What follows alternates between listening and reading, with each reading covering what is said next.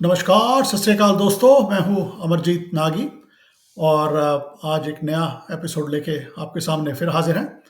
और आज का टॉपिक थोड़ा डिफरेंट है, हमारे जो नॉर्मल टॉपिक्स हम डील करते हैं उससे थोड़ा-सा हट के है, हालाँकि it's a general theme.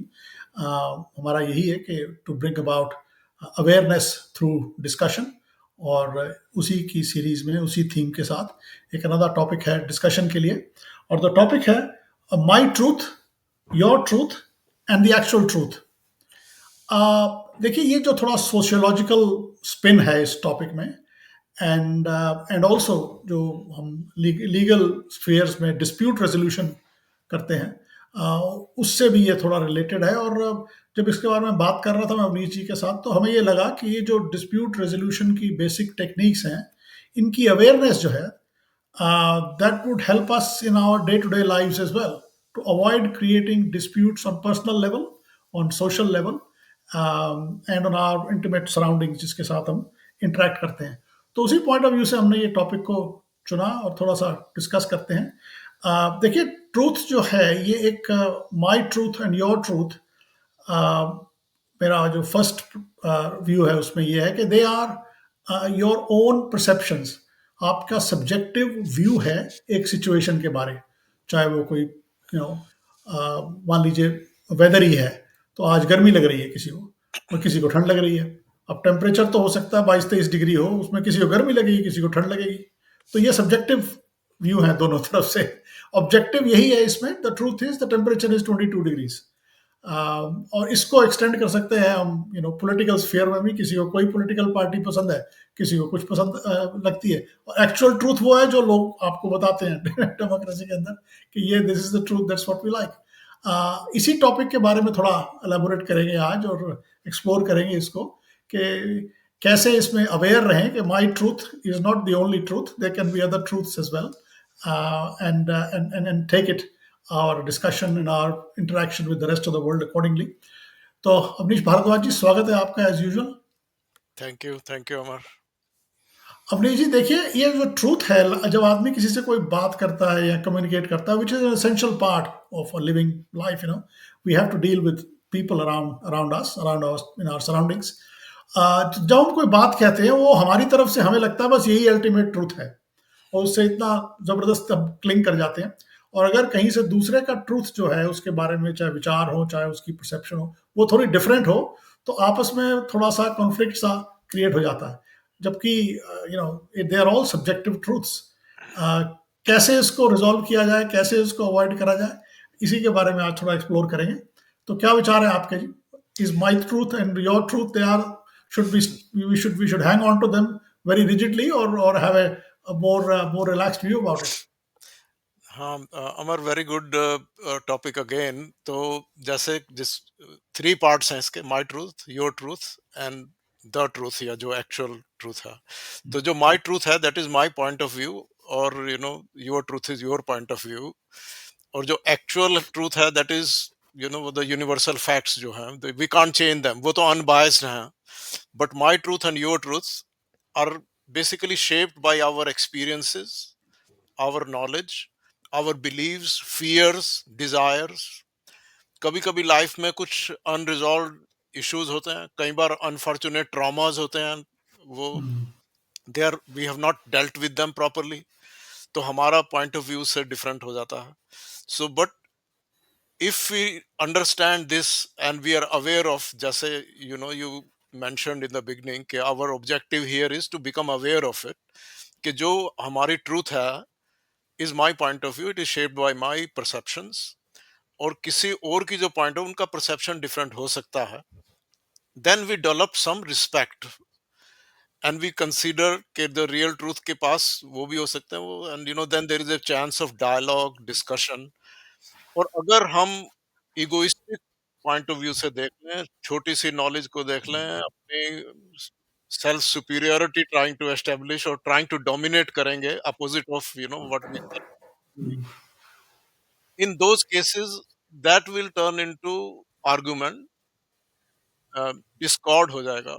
So that is very very important, and one one should be aware कि neither my truth nor your truth necessarily is the truth। Yes, yes. and should be very carefully handled. And if we carefully handle that, we should understand nature is unbiased.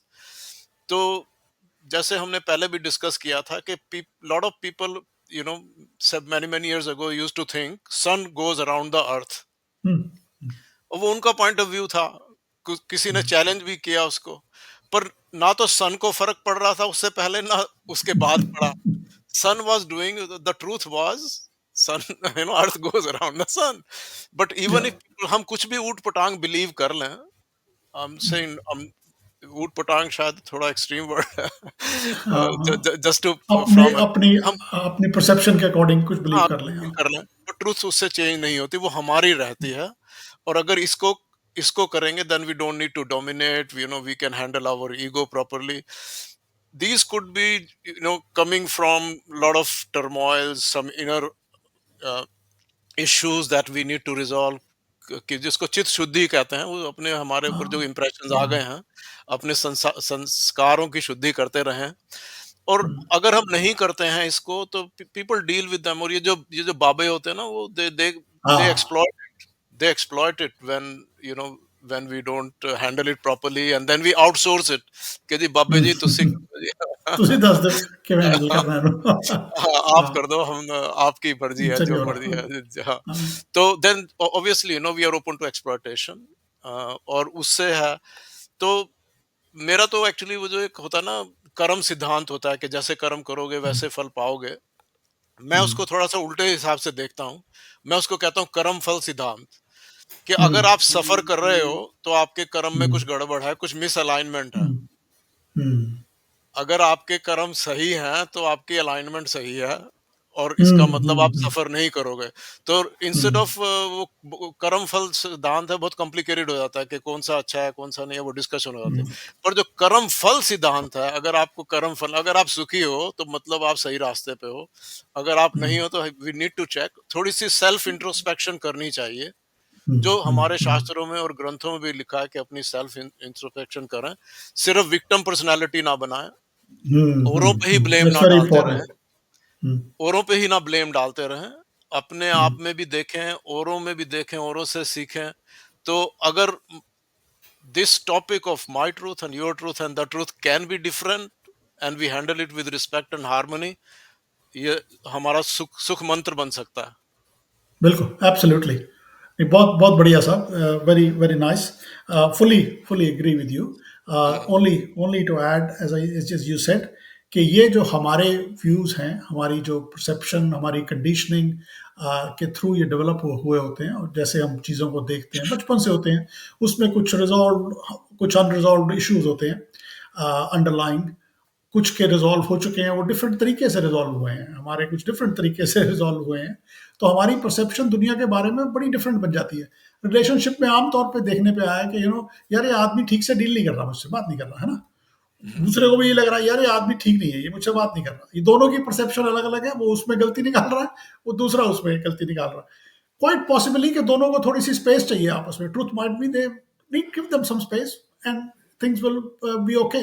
तो कहने का मतलब ये है कि एक दूसरे के ऊपर, जैसे भी आपने कहा, दोषारोपण करना, उसको ब्लेम देना और खुद को विक्टिम बताना है कि दूसरा आदमी मेरे से या पर्सन मेरे से ऐसे डील कर रहा है, दिस विल इवन नेवर अपने गेट। भाग्य को कोसना, अपने भाग्य को भाग्य को. कोसना, भाग्य को भी कोसते रहना कि भाई मेरी किस्मत ही ऐसी है, मेरा यही ऐसा। किस्मत भी आपके, किस्मत आफ्टर ऑल क्या है आपके? It's a cumulative result of your reactions to how the world presented to you. बचपन से बेसिकली वो जैसे जो भी अवॉइडेंस आप, अवॉइडेंस टेक्निक है, अवॉइडेंस टेक्निक है. अवॉइडेंस, अवॉइडेंस टेक्निक होती है ना। भाग्य को देने का मतलब ये कि खुद पे ब्लेम नहीं लेना, मेरे खुद को को नहीं कुछ रिव्यू नहीं करना. करना, खुद हाँ, तो भाग्य पे दोष दे दिया, चलो, है ना। दूसरी बात मैं इसमें ये समझता हूँ कि जैसे आपने कहा कि माई ट्रूथ, और हमने टॉपिक भी हमारा यही है, my truth, your truth and the actual truth. इस बात के बारे में थोड़ा अवेयर रहना चाहिए कि my truth is not the only truth, only truth. Because that is shaped by our perceptions. दूसरे इंसान की जो परसेप्शंस हैं और उसकी जो कंडीशनिंग है, उसकी ग्रोथ है, उसकी जो अनरिजॉल्व इशू अंडरलाइंग पर्सनालिटी में, वो डिफरेंट है। तो उसकी जो विजन ऑफ ट्रूथ और उसकी परसेप्शन ऑफ ट्रूथ डिफरेंट होगी आपसे। So there is no single truth.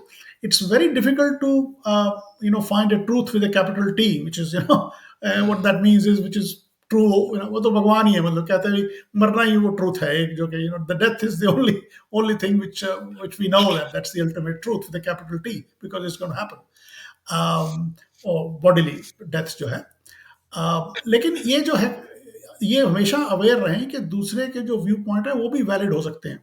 हम्म, आपके अपने ट्रूथ्स हैं, दूसरे के अगले ट्रूथ हैं, रियलिटी में भी totally different, somewhere half way between, और लेफ्ट ऑफ बोथ व्यूज और राइट ऑफ बोथ व्यूज, और अबव और below, it could be anything, and just be respectful to each other, considering that, firstly, and secondly, empathize. Empathy ये शब्द है कि आप जो ट्रूथ है उसको दूसरे के पॉइंट ऑफ व्यू से देखने की कोशिश करें, put yourself into other person's shoes, and then see, and then see whether you also feel the truth same way, or it's a different perception or a different viewpoint you might get. तो इसमें यही है साहब कि firstly be aware that your truth or my truth is not the only truth, and that, as you say, apply to all aspects of life, as we said in the beginning.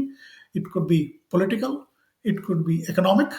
कोई कहता है capitalism ठीक है, कोई कहता है जो communism से कार्ल मार्क्स की थ्योरी ठीक थी, कोई कहेगा कि नहीं, जो एडम स्मिथ की invisible hand and the capitalism is the best way to raise people's lives. ये अपने अपने परसेप्शन है, जैसे जैसे आपकी ग्रोथ हुई, जैसे आपके एनवायरनमेंट में पड़े हुए उससे उस पर ये डिपेंड करता है कि आपको क्या ठीक लगता है। Truth may be somewhere in between और something different as it is unfolding. तो उस पे ध्यान जो है, एक ऑब्जेक्टिव ध्यान दें, रादर देन के एक सब्जेक्टिव व्यू को लेके कि भाई ये मेरा है और यही ठीक है। इसमें एक और दो टॉपिक हमने पहले भी इस पे हम कर चुके हैं कि don't get hung up on the idea that if I'm proven wrong, somehow I am being demeaned. है ना, ऐसा नहीं है। बिल्कुल। Develop respect for others. Other person can be right as well, and learn your patience, your techniques to handle in case you're proven wrong. So ये my truth, your truth, and other the actual truth, इस topic को discuss करने का purpose यही है कि जो आप कह रहे हैं या मैं कह रहा हूँ या अवनीश जी कह रहे हैं, that may not be the only truth. There may be a third final truth as well about everything in life. That could be personal, that could be our political lives, social lives, economic lives, financial successes, how we define it. My definition of financial success is totally different than somebody else's. And my things that give me peace of mind could be totally different. So मेरा जो truth उससे निकलेगा कि whether I'm happy or not happy, वो भी different है दूसरों से. So learn to respect each other and genuinely respect each other, not just not flippant about it, but genuinely respect that yes, other person's viewpoints and his or her idea of truth is different. तो और कुछ add करना चाहेंगे साहब? नहीं, बिल्कुल सही कहा आपने। We should not put ourselves in a tight hole. थोड़ा-सा रिगल रूम यस, छोड़ा, थोड़ा सा because if we have to come out of it, हमें होना चाहिए। एक एग्जिट तो एग्जिट लीवे कहीं से रखना चाहिए ताकि निकल, हाँ, हाँ निकल बेसिकली जाए। We should not talk about in absolute terms, के यस, थोड़ा-सा टेंटेटिव सो दैट कि और इस मामले में मेरे को साइंस के प्रिंसिपल और साइंस की बिल्कुल, अप्रोच बहुत अच्छी लगती है, because after few years when the science is proven wrong, they accept it. Yes, there is absolutely. No, in terms of religions में थोड़ा मुश्किल है वो। हाँ, एक्सेप्ट तो हाँ, उनको भी करना पड़ता है, जैसे फ्लैट वही अर्थ चीज, है या sun going round, eventually accept किया, accepted it, but after lot of pain you have to go through. Pain and, पर साइंस में है कि अगर फटाफट हो जाए, यू प्रूव इट प्रॉपर्ली, ये तो वो एक्सेप्ट जल्दी कर लेते हैं। सो आई थिंक ना, देखा, we we should apply the similar thing in our lives as well. Be respectful, be yes, harmonious, do not try to dominate, don't try to force yourself, because we can't, या, because nature is unbiased. That will yup, give you reward and punishment according to its own law. वो नहीं change होती है। So नहीं, नहीं, बिल्कुल, बिल्कुल। नहीं, बिल्कुल सही कह रहे हैं जी। हम आम तौर पे कहते हैं कि we should develop a scientific temper. The cornerstone of a scientific temper is that things can change. Things are yes, right only only till they are proven wrong. yeah, So absolutely, very good. या, सो scientific temper का जो hallmark है, जो किसी को वही लगेगा कि वो आदमी टेंटेटिव रहेगा, उसको लगेगा देखो अभी तक साइंस ने ये प्रूव कर दिया है, This is this may be disproven again. You know जो एटॉमिक थ्योरी है वो भी डिसप्रूव हो चुकी है, now it is you have gravity, particle Newton's theory, law, Newton's gravity, law, and Newton's even law Einstein even has theory, been challenged, relativity has been challenged. challenged, yeah. सो कहने का मतलब ये है कि जब हम साइंटिफिक टेम्पर की भी बात करते हैं, so the whole the cornerstone of scientific temperament is that Mm. always have that humbleness, that bit of a tentativeness and a bit of a unsurety in your mind that look, I could be wrong. And that sort of brings your अपना शांति भी आ जाती है मन में, और संतोष भी आपकी आ जाता डीलिंग है। जो संतोष भी आ जाता है, और आनंद की भावना भी आती है। चलिए साहब, तो यही समेटते हैं इसको, अगर आपने और कुछ नहीं इसमें है तो नहीं, वेरी गुड, थैंक यू। अगली बार फिर किसी नए टॉपिक के साथ आपसे फिर मुलाकात होगी सब लोगों से।